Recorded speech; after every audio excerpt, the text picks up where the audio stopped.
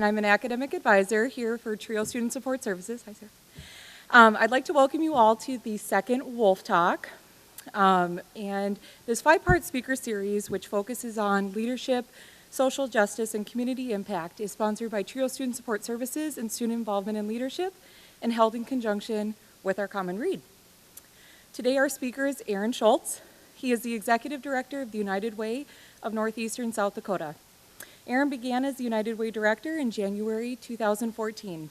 Prior to the United Way, Aaron taught in the Social Sciences Department at Presentation College starting in 2006. He's an Aberdeen native, graduating from Central High School, and earned his Bachelor of Science degree in Criminal Justice, as well as his Master in Arts degree in Rural Sociology from the University of South Dakota. We won't hold that against him. Aaron began his professional career as the Community Impact Director for the Sioux Empire United Way in Sioux Falls, South Dakota, before moving to Washington, D.C. to work as a research officer for First Nations Development Institute. Aaron moved back to Aberdeen in the summer of 2006. He and his wife, Jayla, have made their home in Aberdeen with their one son, Samuel, who is a 3rd grader at C.C. Lee Elementary. Please help me welcome Aaron Schultz.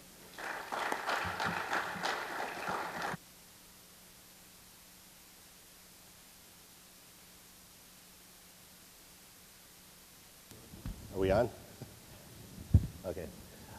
Thank you so much for having me here tonight. I know there's a lot of other things going on, and from activities going on around campus, and I know that there's things going on in the downtown area. I appreciate you taking the time to be here tonight. Before we get started here, I wanted to introduce Mr. Portra. He'll be speaking here in a few months, circuit court judge in town. Hopefully you don't know him professionally. But I take the time to listen to what they have to say. I was looking at the batting lineup for this group of talks. You had your Professor of the Year last week. You have Chief Justice Gilbertson coming. I've had the fortune of listening to him on a couple of occasions. And then the Honorable Tony Portra along with Nadine Gropp, who are two of the most intelligent people that I've had the fortune to work with. And so that's another way of saying the speeches get better from this point forward. So enjoy that. I had kind of a funny interaction with my son this morning. As Krista mentioned, I have a 3rd grader, and he decided that he was going to run for student council.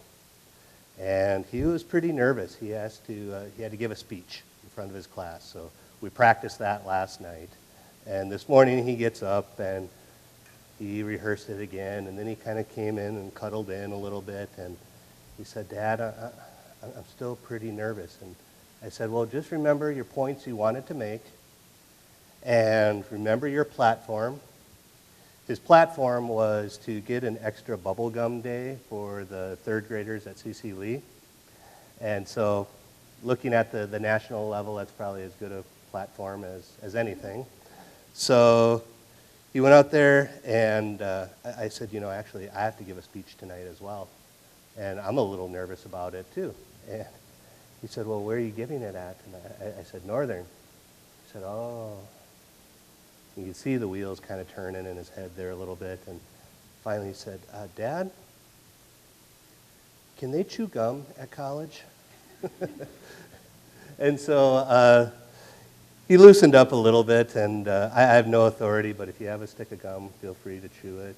I'll run with Samuel's platform of gum chewing in academics, so please enjoy. And when looking at the social justice theories and talking about the difference within the breakout of social injustice, we have Justice Gilbertson coming here. We have the Honorable Tony Portra talking as well.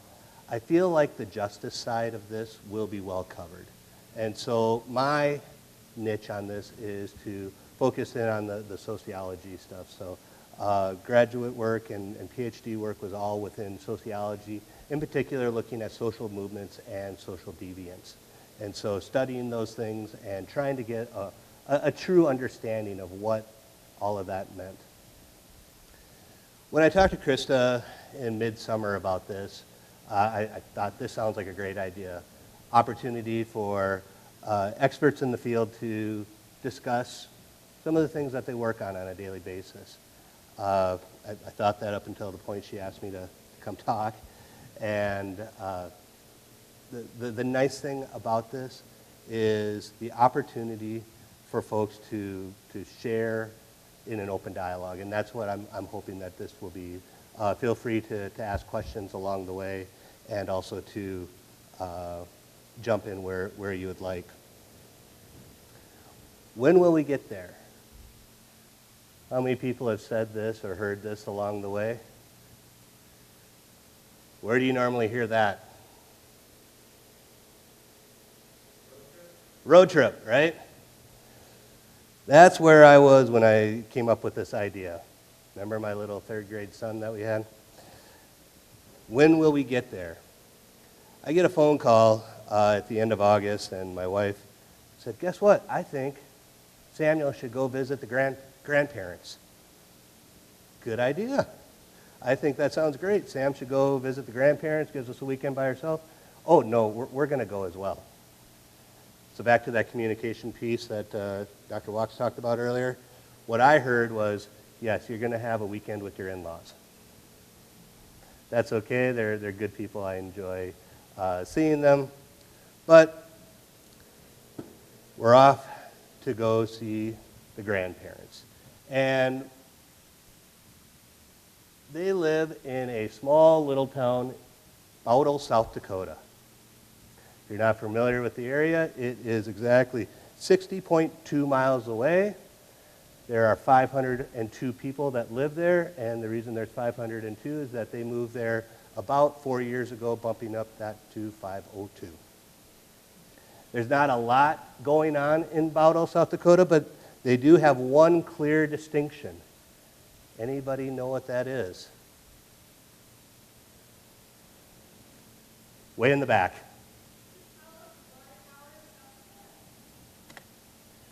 The tallest water tower in South Dakota.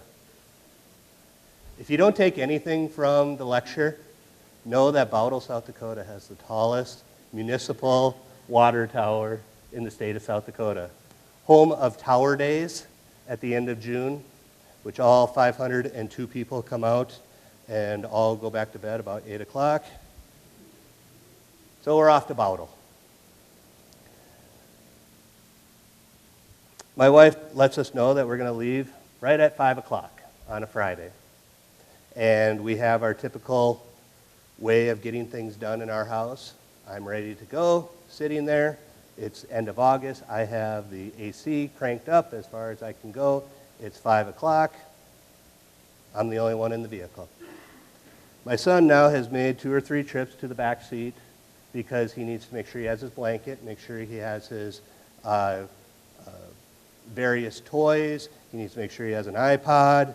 And I drive an old Ford Explorer, plenty of room in the back there. And at this point, Sam has about a foot or so to sit. So he wedges his little butt in there, and Sam's ready to go. It's about 10 after now. My wife finally makes it out. And she gets in the vehicle. Our little dog, which is about the size of a sewer rat, comes up, sits in the middle of us, and we're ready to go. We're off on the road. Cruising along, and I hear the dreaded noise from the back seat. Dad? Now, if you become a parent, you know what this means. That voice from the back seat. It means one of two things. Either you're stopping for a bathroom break, or you're going to hear, when will we get there? Luckily on this trip, we hadn't even made it out of the city limits, and it was the question, when will we get there? Now, we've been to Grandpa and Grandma's house numerous times. He knows exactly how long it takes. He knows the different communities that are in between there. but he just had to make sure. So by this time, it's 5:15, and we say, we'll be there at 6:15, 1 hour, exactly 60 miles from home.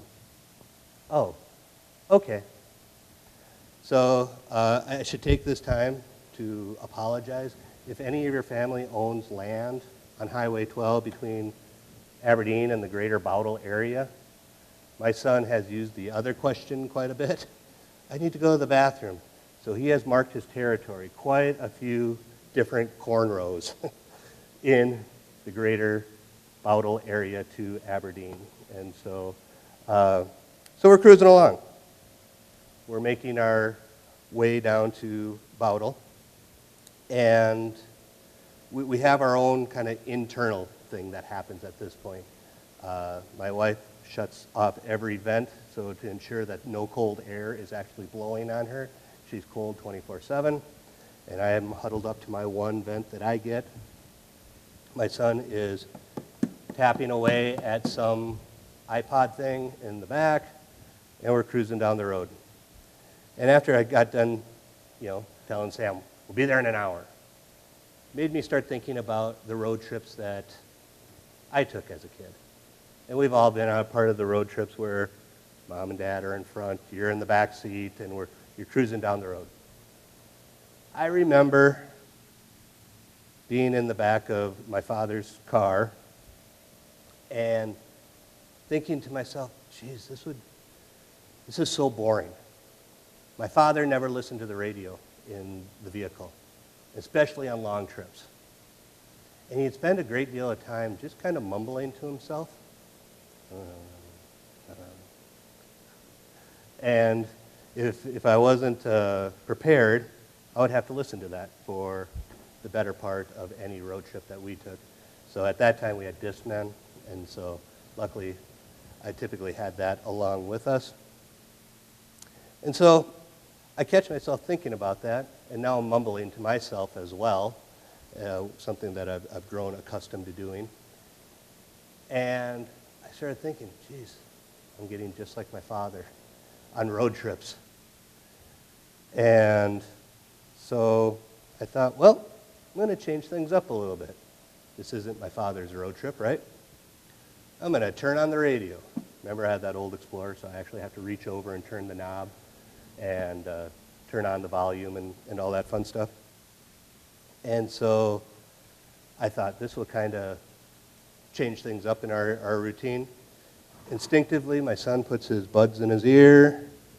My wife kind of shuffles a little bit because she's already half asleep. And so now we're listening to the radio. An old song came on called The Living Years by Mike and the Mechanics. It starts off pretty interesting. It says that every generation blames the one before, and all their frustrations come beating at your door. Anybody ever hear the song? Thank you. Joellen and Tony, I appreciate that. And it really made me start thinking, because I was still kind of playing the day in my mind, what we had gone through. And I had read a white paper with regards to engaging millennials in the volunteer process, and a couple other things had been going on. And I started thinking about the fact that, I'm not sure if we do this.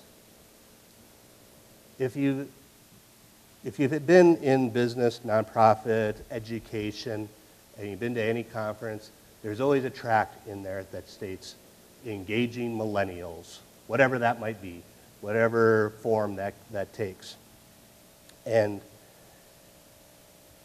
while I was reading the white paper, I had a few people make comments about different millennials. And it wasn't anything necessarily bad, but it was more, how can people be like this? Oh, my kids are just blah, blah, blah. Which is, I thought was a little indicative of a video I saw later on. And I thought I might share this with you. I'm sure some of you have probably seen it before. Maybe not.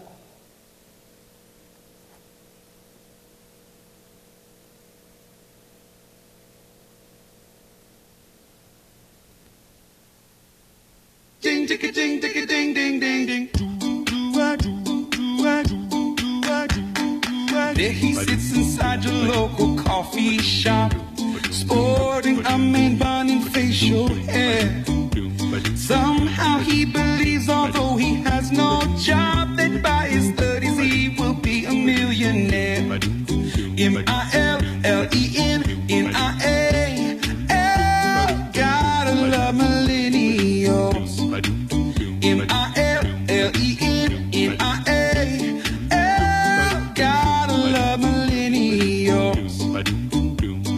She posts lots of selfies on her Instagram with the quote that's inspirational.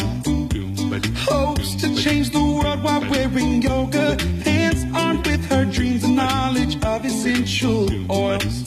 M-I-L-L-E-N-N-I-A-L, gotta love millennials. M-I-L-L-E-N-N-I. With my fear of alienating everyone in the room here, I'll stop it. It goes on to talk about how everyone wins a trophy and participates and all that fun stuff. But what I was starting to think about is that we group people together. It makes things easy. It's easy to start talking about the us and the them. It's the millennials. It's this group, that group. I grew up in the late 80s and the 90s. Whoops. This was supposed to be me. I was supposed to be in the grunge era. I was supposed to love Pearl Jam, Nirvana, move out to the West, be mad at my parents, and be a slacker. For the most part, I never really felt that that was me. As Krista said, I was born and raised here. I grew up on an acreage about 5 miles outside of town here. I had a baby blue temple. Life was pretty good. I wasn't, it didn't encompass what I was all about. Now, I had quite a few friends that kind of played into that, and I'm sure that if you look back at my senior pictures, I am immortalized with a bowl haircut and a flannel shirt somewhere. Played into the fashion of it.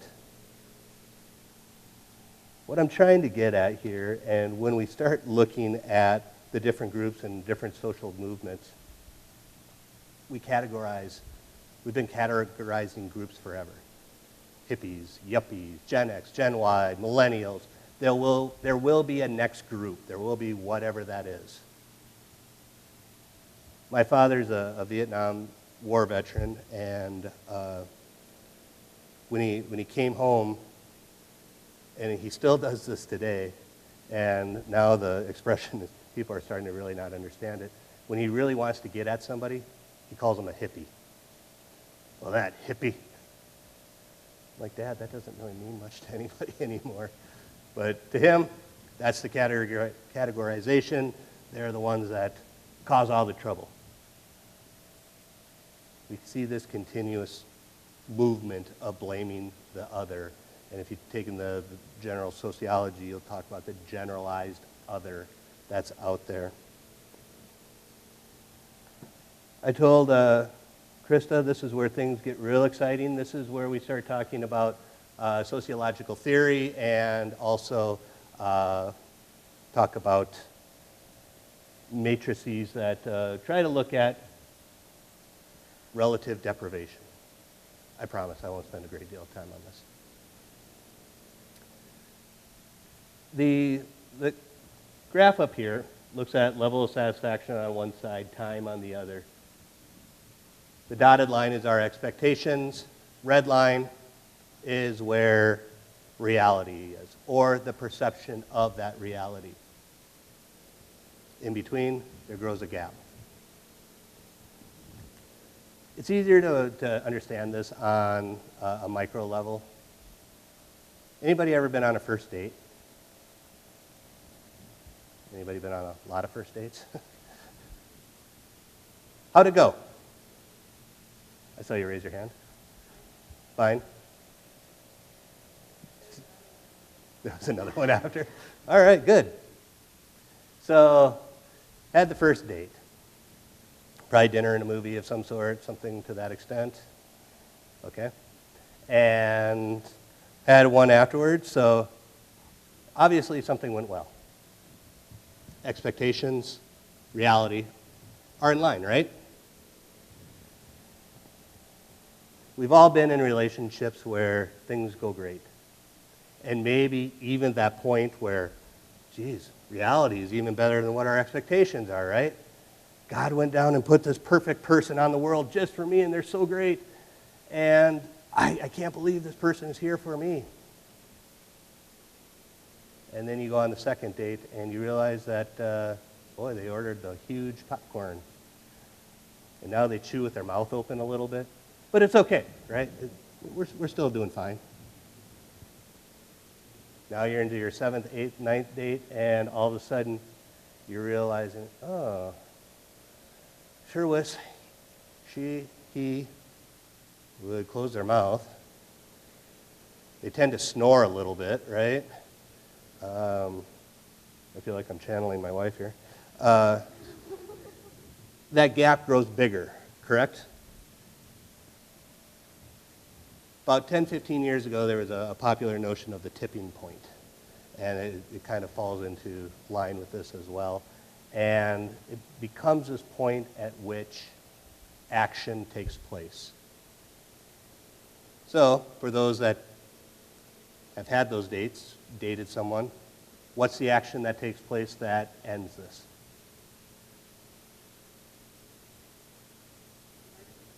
Well, something, a triggering event, right?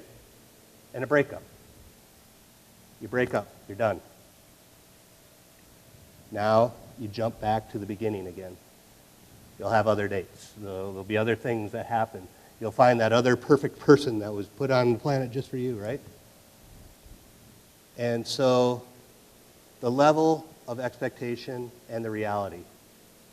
When we talk about social movements and social change and the idea of pressing for social movements, this wasn't originally intended for a dating matrices.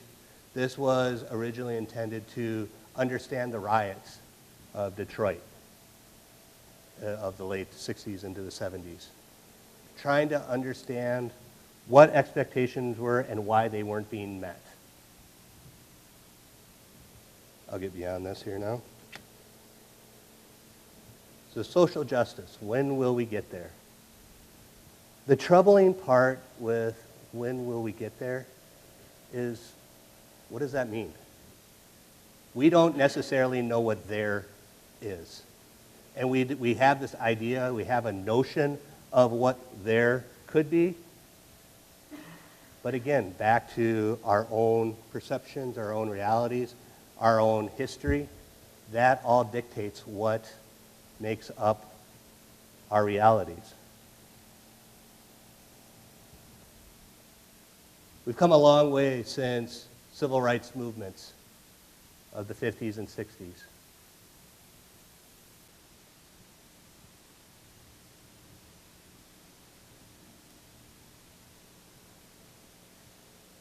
We had the signing of civil rights legislation, taking out race as a determinant in federal policy. We begin a new expectation, a new level of understanding.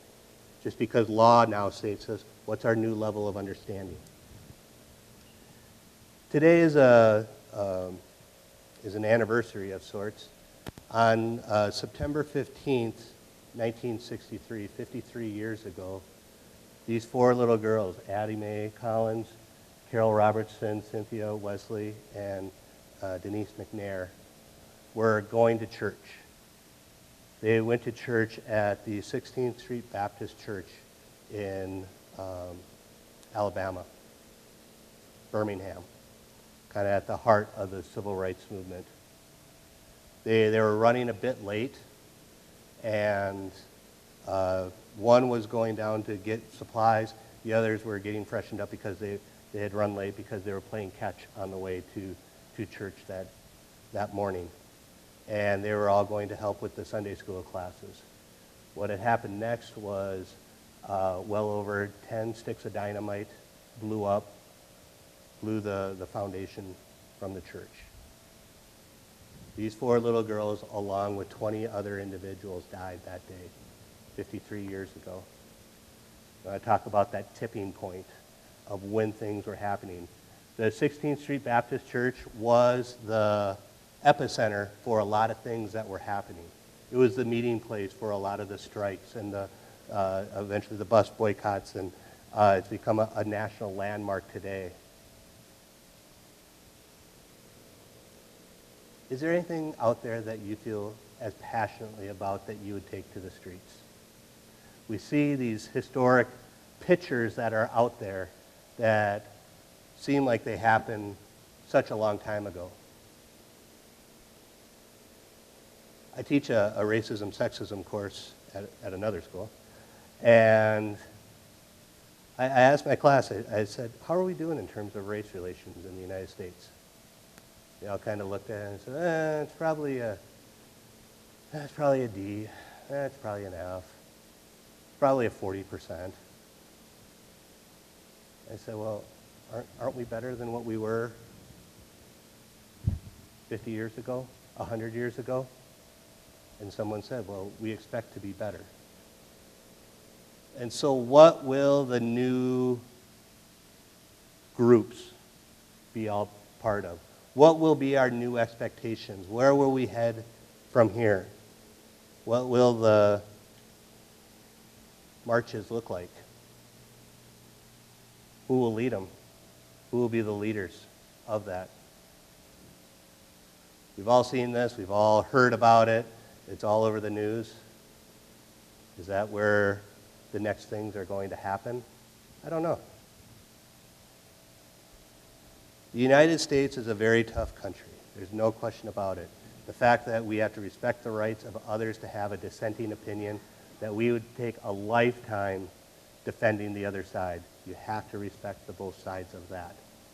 And so my focus here was to talk to college students and to embrace everything that you have going on here at Northern State University. So what are some of the key takeaways that I want you to walk away with here?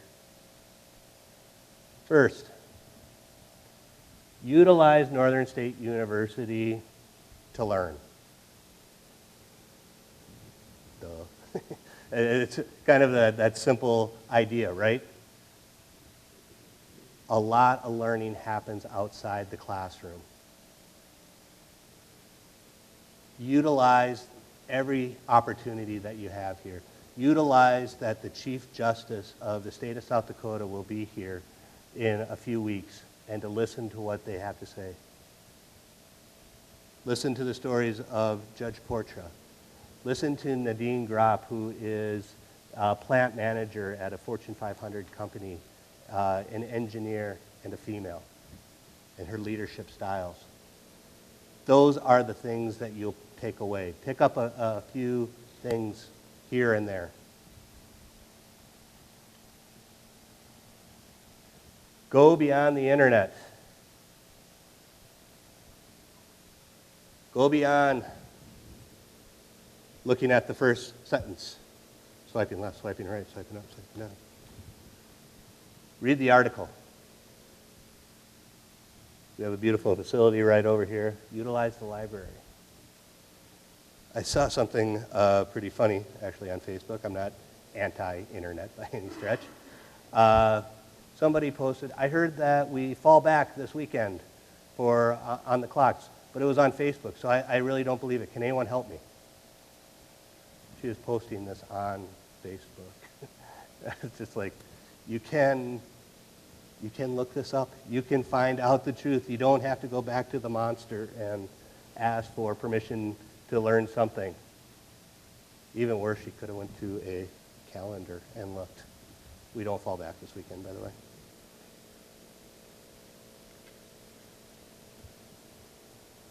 Create an informed decision. In classroom, don't be the person that says, I heard something, or I thought I heard something. Or I think that I heard something like 56% of whatever. What's the old joke? 75% of all statistics are made up? Know what you're going to say and how you're going to say it and why you are putting it out there. Look at it critically. I had a, I'll come back to that in a second here. Think, learn. This is the opportunity for you guys to learn so much that's out there. Learn from the people that are next to you. Tonight we learned about Bowdle, South Dakota, right? And then speak. So often it goes the other way around, doesn't it? A lot of people speak, then they learn a little bit more about it, and then they say, oh, whoops, sorry. I had a teacher once tell me in high school, and I was dumb enough not to listen at that point. He said, Schultz, one piece of advice I'm going to give you is that it's better to keep your mouth shut and appear stupid than to open it up and remove all doubt. I was too dumb at the time to really know that he was kind of slamming me at the point. It makes more sense nowadays to me. And at the time, I was young, naive, didn't quite understand what it all meant. And of all the things to probably take away is to think, learn, and then speak. The opportunity is here for you guys. You have X amount of time just to learn about the world. And it is beyond the scope of just Northern. It is, believe it or not, beyond the scope of Bowdle, South Dakota. There is a world beyond that, even though the edge of the world is pretty close to Bowdle.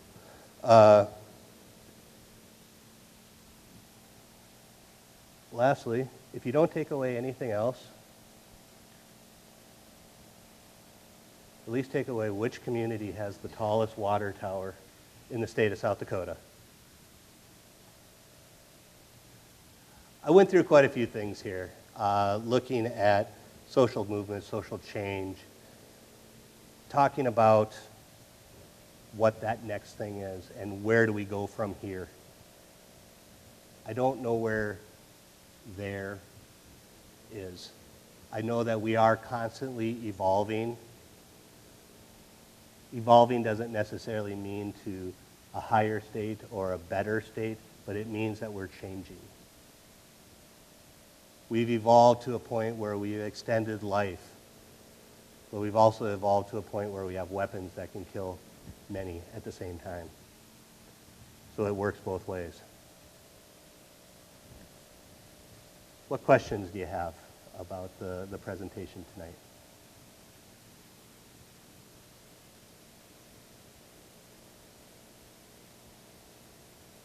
Anything about Bowdle?